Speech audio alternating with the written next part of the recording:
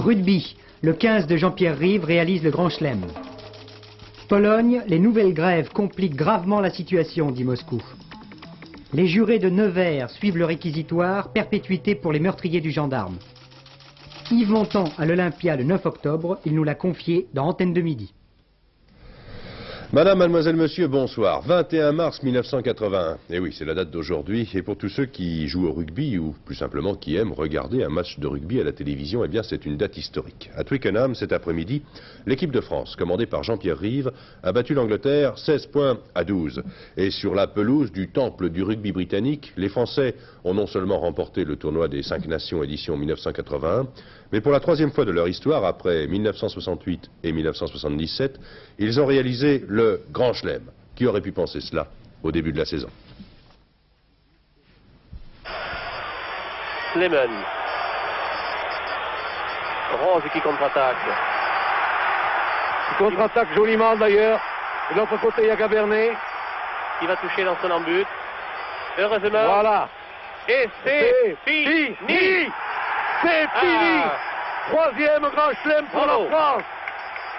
Bravo les amis. 68, 77, 81, 3 Grand Chelem. La France bat l'Angleterre à Twickenham par 16 points à 12. Twickenham, il est 17h30. Dans le couloir qui conduit au vestiaire, tête baissée, calme, sobre, voici Jean-Pierre Rive. Il savoure la plus belle réussite de sa carrière. Tout a été vite, très vite. Tout s'est joué au cours de la première mi-temps. Rive encourage ses partenaires, un vent très fort souffle sur Twickenham. Il est défavorable aux Anglais. Pour les Français, c'est au cours des 40 premières minutes de la rencontre qu'il faut faire la différence. 13e minute. Une faute sur une introduction en mêlée des Anglais. Une pénalité pour la France. Berbizier, c'est déjà à qui il va passer le ballon. Laporte. La France mène 3-0. 23e minute. Le seul domaine dans lequel l'Angleterre a dominé la France. La touche. Les Anglais à l'attaque. Une balle récupérée par dos. Un long coup de pied. Toujours le vent favorable. L'arrière anglais Rose dégage tranquillement en touche. Regagne ses 22 mètres. Il ignore que là, Berbizier a récupéré le ballon, a joué la touche très rapidement. Il ne s'est pas encore retourné, que la touche a déjà été jouée. Berbizier a lancé et Lacan va à l'essai. L'opportunisme de Berbizier. La France mène 9-0. 35e minute. Mêlée. Rive. Berbizier va récupérer le ballon.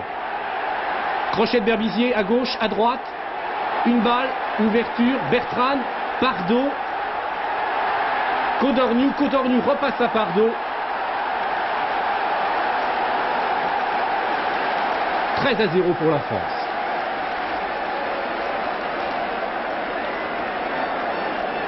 On revoit cet essai, Rive, Berbizier. Ouverture de Berbizier, Bertrand. Regardez Pardo. Pardo va revenir sur la gauche de Codorniou, passe de Codorniou en se retournant.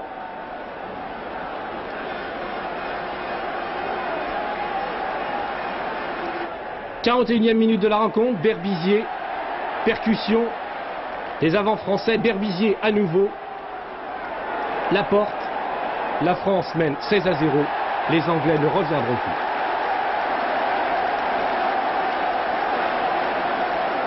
plus. Victoire de la France, 16-12.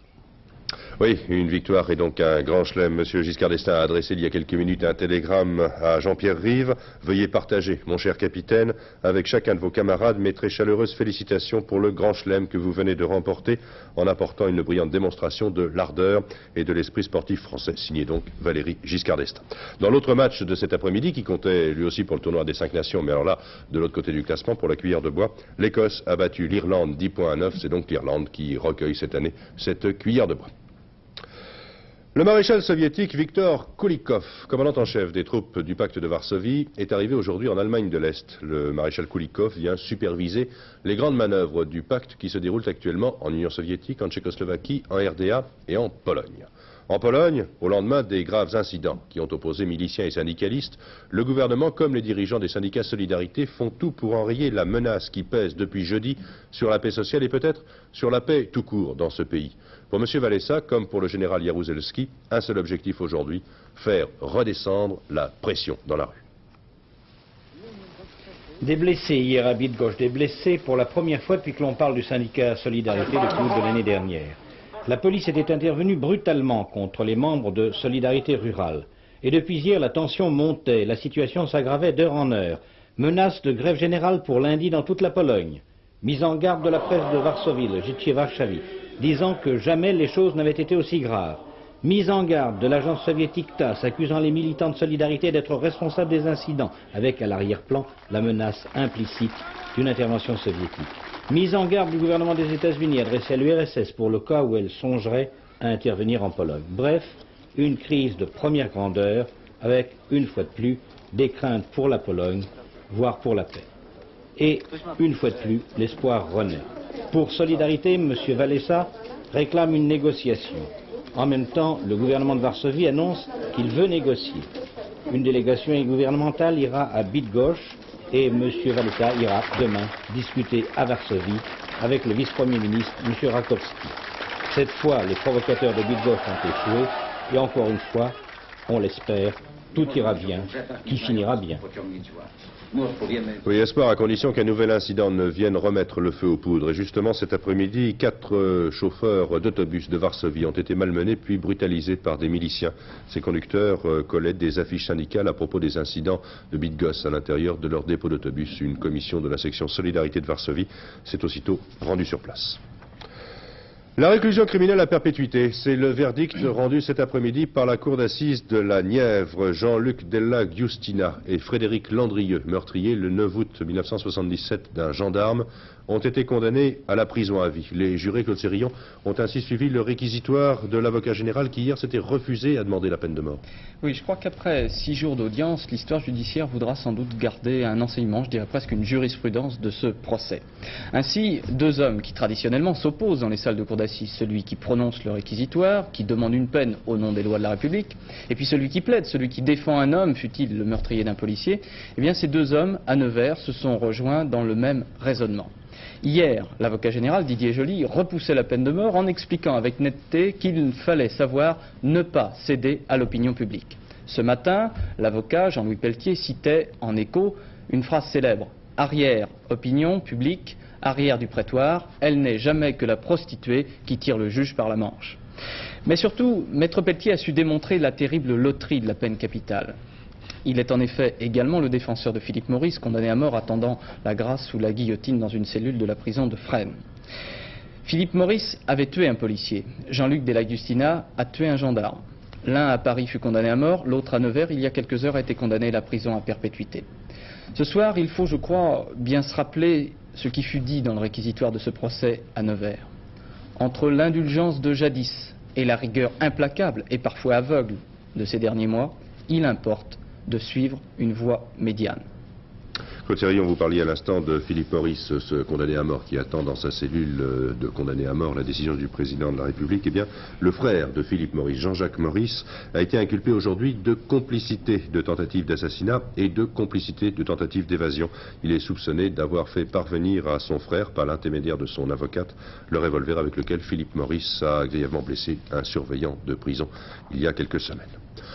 En images maintenant, je vous propose de revenir sur ce qui s'est passé dans notre pays depuis 24 heures, en commençant par cet accident de chemin de fer d'hier soir, à quelques centaines de mètres seulement de la gare de Beaune, dans la Côte d'Or. Ce convoi de carburant en flammes s'était arrêté hier soir au signal rouge, près de la gare de Beaune. 2 motrices, pour des raisons inconnues, sont venues percuter l'arrière du train. Les 2 conducteurs ont trouvé la mort dans l'accident. Il a fallu 2 heures aux sauveteurs pour venir à bout de l'incendie et éviter une catastrophe. La Fédération des cheminots CGT met en cause, devant cette nouvelle collision, l'état des matériels SNCF et la réduction des effectifs.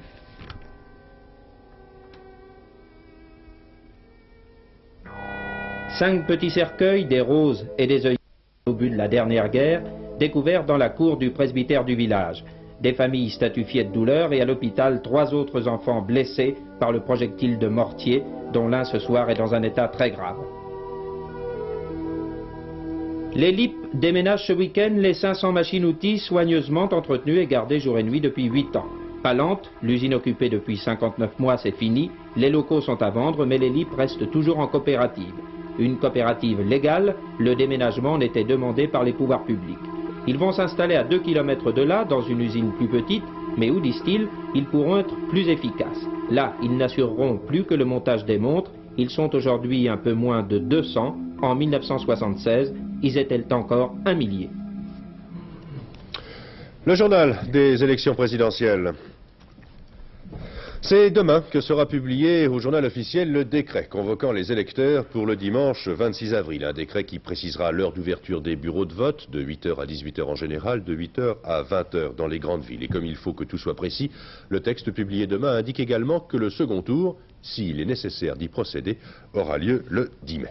Les différents candidats à cette élection présidentielle n'ont donc plus que 35 jours pour persuader les électeurs du bien fondé de leur thèse. Et c'est ce que M. Michel Debré a fait aujourd'hui en s'adressant aux jeunes.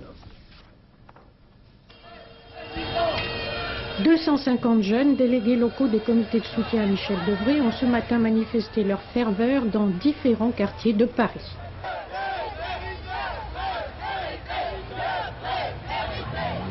Ils avaient auparavant dit comment ils concevaient l'éducation, la formation, la participation et l'emploi. Thème que devaient reprendre Marielle Gottschel et Maurice Druon, mais seulement après une longue pause pour regarder le match de rugby. Tous deux aussi ont mis l'accent sur la rigueur morale de leur candidat. Michel Debré, après un appel à ses supporters, « Aidez-moi, c'est pour vous que je me bats », a vivement dénoncé le chômage. Social, économique. D'abord, il n'est pas vrai qu'on ne puisse à la fois lutter contre ces deux cancers de notre société, inflation et chômage. Il n'est pas vrai qu'il soit nécessaire de multiplier par 4 ou 5 le nombre de chômeurs pour contenir les hausses excessives de salaires et de prix. Je nie que les faillites en chaîne tiennent lieu de politique inéluctable. Le chômage est la conséquence d'une politique erronée dans ses principes, détestable dans ses effets. Le chômage massif des jeunes n'est pas un mal saisonnier, justiciable chaque automne d'une dose massive d'anesthésique. C'est un problème, comme on dit, structurel et durable, si aucune politique de redressement, par des économies, par le travail, par l'épargne, par la solidarité nationale, ne se décide non seulement à en atténuer la gravité, mais à le supprimer. Monsieur Chirac, de son côté, était hier à Rouen. L'ancien président du RPR s'est attaqué à Monsieur Giscard d'Estaing et à Monsieur Mitterrand. Pour lui, les deux hommes ont tout intérêt en ce moment à se retrouver face à face au second tour. Cet après-midi à Paris, Monsieur Chirac s'adressait aux représentants de la Convention nationale des mouvements de la gauche 5e République. Jean-Louis Le Senne. La Convention nationale des mouvements de la gauche 5e République, qu'est-ce que c'est exactement? Eh bien, pour les organisateurs de la réunion d'aujourd'hui, une dizaine de groupuscules à la lisière de la gauche et de la majorité, mais dont personne ne sait vraiment s'ils représentent un véritable groupe de pression ou non. Toujours est-il que Jacques Chirac a tenu à venir cet après-midi pour recueillir le soutien de ces 10 mouvements. Une façon comme une autre pour lui d'obtenir une caution dite de gauche. Or, à l'évidence, cet après-midi, l'important, ce n'était pas tant l'influence qu'ont les mouvements représentés que le fait qu'ils aient pu, pour Jacques Chirac, siéger tous à la même tribune.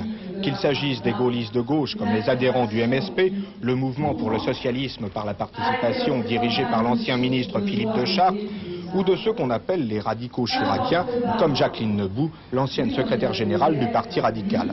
Or pourtant, ils étaient tous là, un samedi après-midi, réunis dans un grand hôtel de Paris, pour écouter aussi bien le candidat Chirac que l'ancienne aide de camp du général de Gaulle, l'amiral Floïc, et c'est peut-être cela l'essentiel. À propos de M. Chirac, une critique de M. Jean-Pierre Soisson, le ministre de la Jeunesse et des Sports.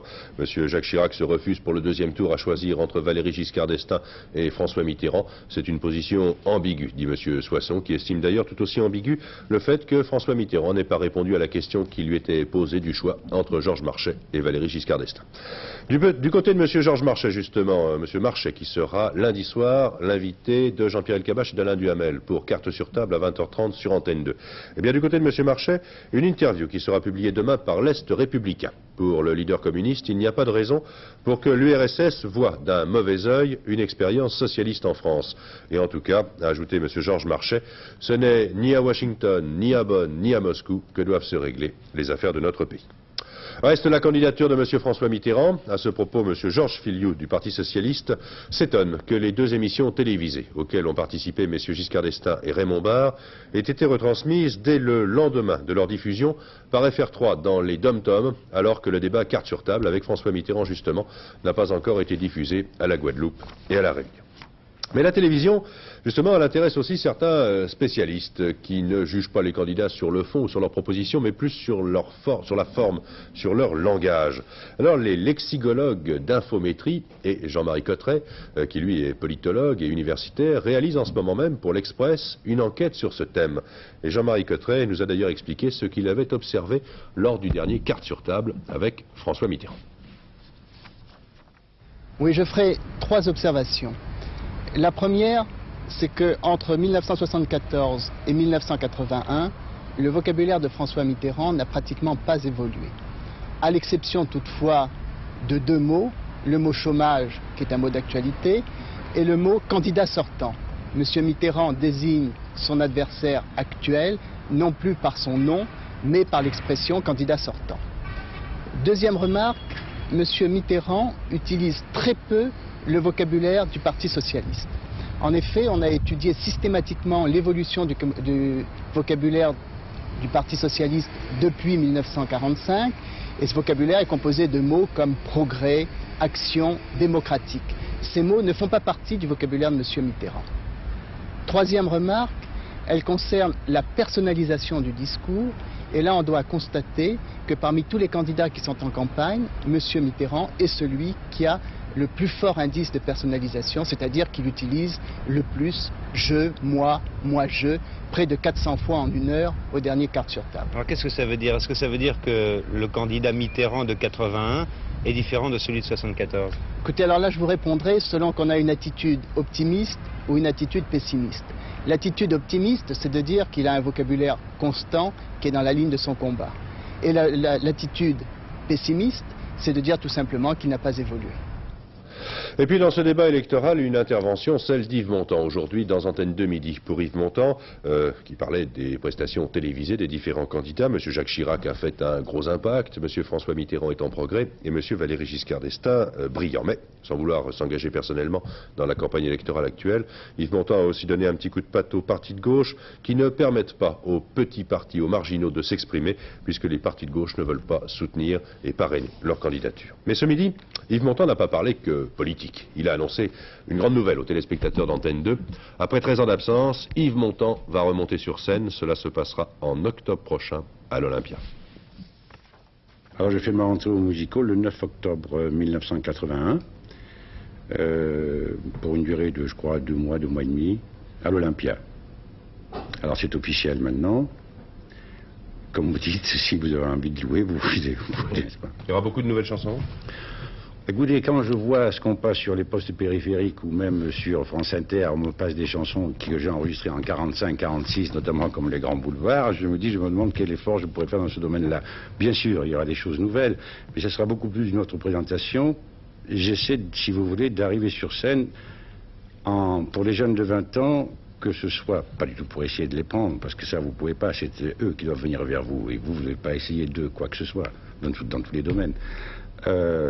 Qu'ils aient l'impression de découvrir un chanteur nouveau, y compris pour des hommes de ma génération, d'avoir quelque chose de nouveau tout en retrouvant le personnage.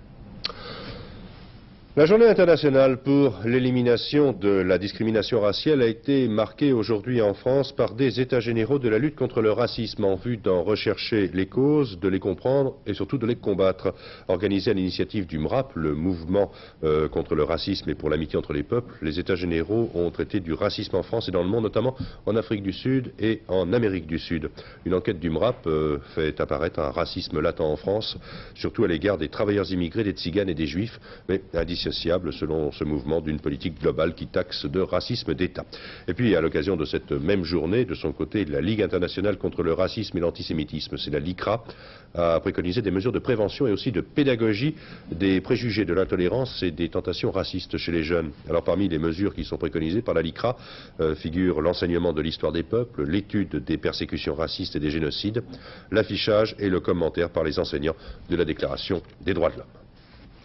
Une fusillade a éclaté ce matin à Saint-Jean-de-Luz, en plein centre de la ville. Un homme a été blessé. Cette fusillade serait une nouvelle manifestation du bataillon basque espagnol. C'est une organisation clandestine qui est opposée aux séparatistes basques. Un réfugié basque espagnol a été blessé et une personne de nationalité espagnole, elle faisait d'ailleurs bien partie du commando qui a déclenché la fusillade, a été arrêtée. À la frontière entre l'Espagne et la France, les contrôles ont été sérieusement renforcés aujourd'hui. 21 mars, le printemps c'était hier, et aujourd'hui ce samedi était consacré à la journée nationale de l'arbre. Ce matin, en ouvrant au public les haras de Jardy, Jardy c'est dans les Hauts-de-Seine, M. Michel Dornano, le ministre de l'Environnement et du Cadre de Vie, a rappelé que depuis 30 ans, la forêt française avait progressé de plus de 3 millions d'hectares. Alors pour M. Dornano, la France est en train de gagner la bataille de l'environnement. À l'ouest de Paris, à 10 km de la Tour Eiffel, le domaine des haras de Jardy a été ouvert au public aujourd'hui. Fidèle à sa vocation, ce domaine de 84 hectares accueillera en premier lieu un centre équestre dans des bâtiments anglo-normands du siècle dernier. 30 tennis y seront également construits. Les promeneurs peuvent profiter de bois et d'immenses prairies où les enfants jouent en toute liberté. On peut jouer à la tomate sans se faire mal aux mains. Depuis le bois de Boulogne, depuis le bois de Vincennes, ça sera la première fois qu'en quelques années, on aura ouvert pour les Parisiens, les habitants de la région parisienne, à peu près 800 hectares d'espace vert. Vous voyez, c'est quelque chose de tout à fait considérable. Et cela représentera combien de parcs?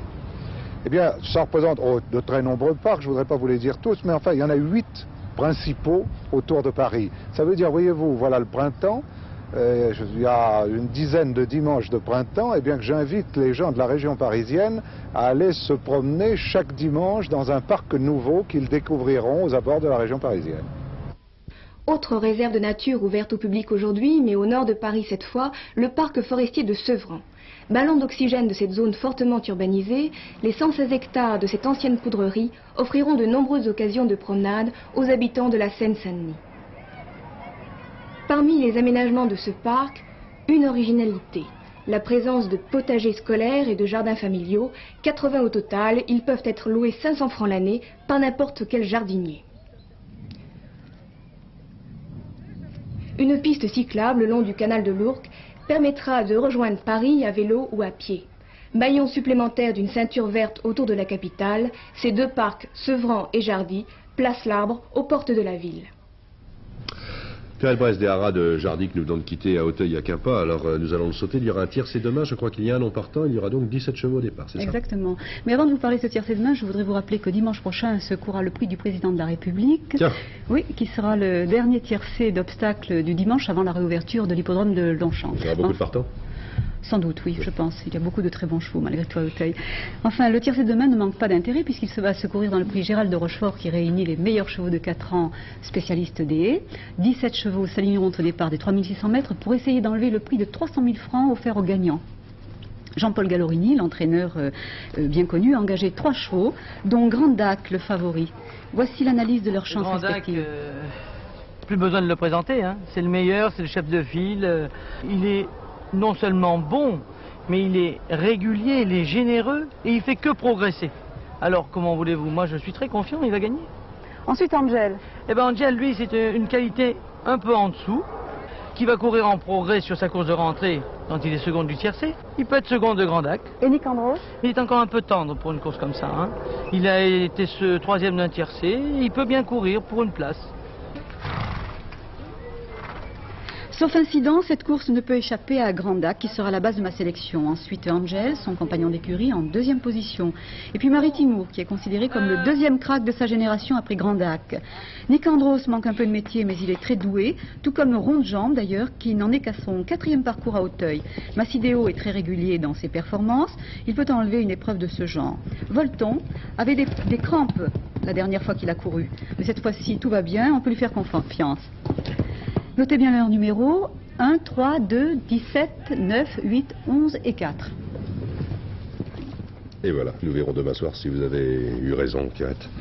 Si vous regardez avec attention les hit parades du disque en France, vous allez trouver à la première place Alain Bachung. Alain Bachung, c'est un garçon qui est né dans l'est de la France il y a une trentaine d'années, l'an passé, après quelques années de vache maigre d'ailleurs, au Gabi. C'est un succès énorme, l'avait propulsé sur le devant de la scène. Alain Bachung, c'est de la passion pour le rock'n'roll, de l'humour et bien sûr beaucoup de talent. Et cet été, il va laisser un peu tomber la chanson. Arabal lui fait jouer le rôle du Christ dans un film coproduit par Antenne 2, Le cimetière des voitures. La passion de Jésus-Christ transposée au XXe siècle dans un casse de voiture. Alain Bachung. Ça me prend les jours fériés quand Gisèle clappe dehors. Alain Bachung, 33 ans, alsacien, chanteur de rock'n'roll. Alain Bachung gravite dans le monde de la chanson depuis 12 ans déjà, avec des hauts et des bas, des galas et des galères. Mais la passion est restée la même, l'humour aussi, sa grande qualité. Juste récompense, l'année dernière, le succès est arrivé avec sa Gabi. Et sa nouvelle chanson, Vertige de l'amour, grimpe déjà allègrement dans les hit parades.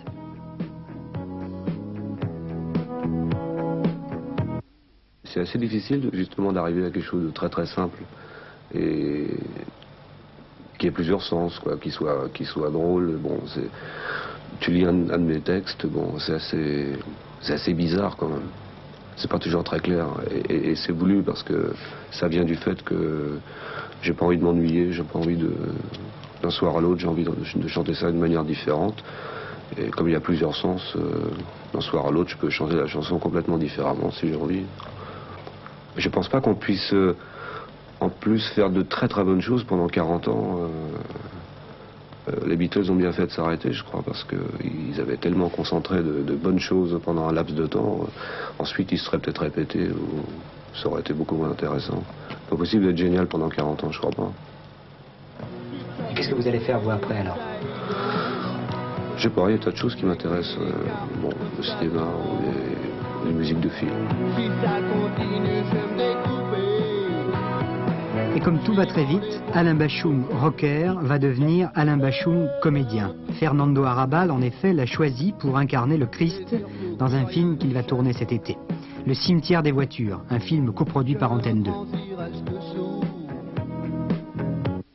Je pense que cette voix si ensorcelante et en même temps si attendrissante, si désespérée de Bachung, il n'y avait pas une autre. Et je me suis dit que c'était la révélation, puisque je devais commencer ce film, je me disais qui va pouvoir, parce que c'est quand même extraordinaire de faire la passion aujourd'hui au XXe siècle, qui va pouvoir le faire? Et j'écoutais ces voix extraordinaires, je me suis dit il faut absolument que je trouve cet homme. Et j'ai pu trouver Bachung. Dans le film que nous allons commencer à tourner, ton personnage, c'est le Christ finalement. C'est-à-dire c'est l'homme qui, à travers son art, ton talent, va essayer de faire le bien. Il va leur donner l'espoir. Oh, vertige de l'amour. Tout me touche, moi, parce que c'est en fait mon boulot de ressentir les choses et de les catalyser un peu, et puis de faire une espèce de petite chanson comme ça, sur une impression que j'ai eue. C'est normal. Vous vous considérez comme un poète? Non, je me considère comme un type qui ressent les choses et qui a envie de les raconter, qui a eu besoin de faire un peu ce métier pour essayer parce qu'il n'arrivait peut-être pas à communiquer ce qu'il avait envie de communiquer autrement. Tout simplement, avec une espèce de sensibilité à part, quoi. Et avec une guitare électrique en plus.